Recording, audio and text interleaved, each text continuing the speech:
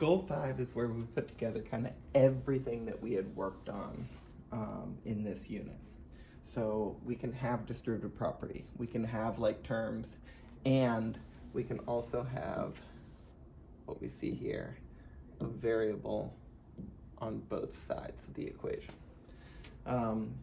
Before we start solving, before we start moving things around, we're always going to look to simplify each side of the equation. This 2x plus 9, it has two terms.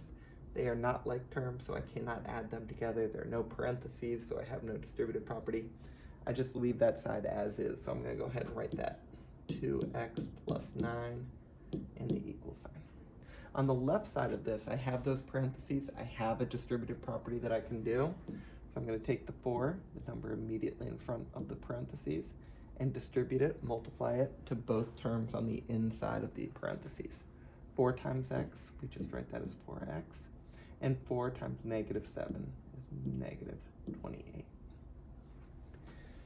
Now we have two expressions in simplest term on the left and the right side of this equation.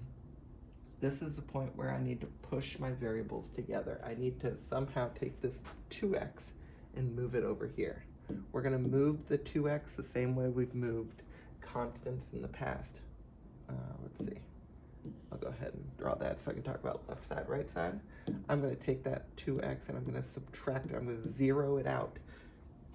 2x minus 2x just gets rid of the x on the right side. Since it's an equation, I need to do the same thing on both sides.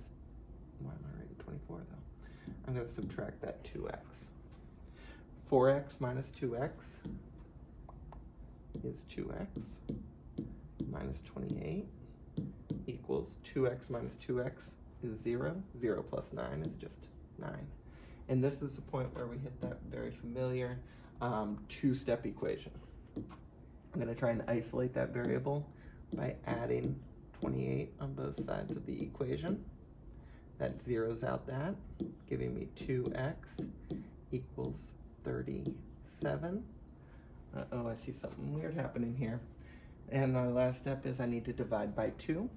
So I'm going to divide by 2. And x is going to equal 37 divided by 2, which is going to be 18.5. There is nothing wrong with getting a decimal. Sometimes that happens, and that's okay.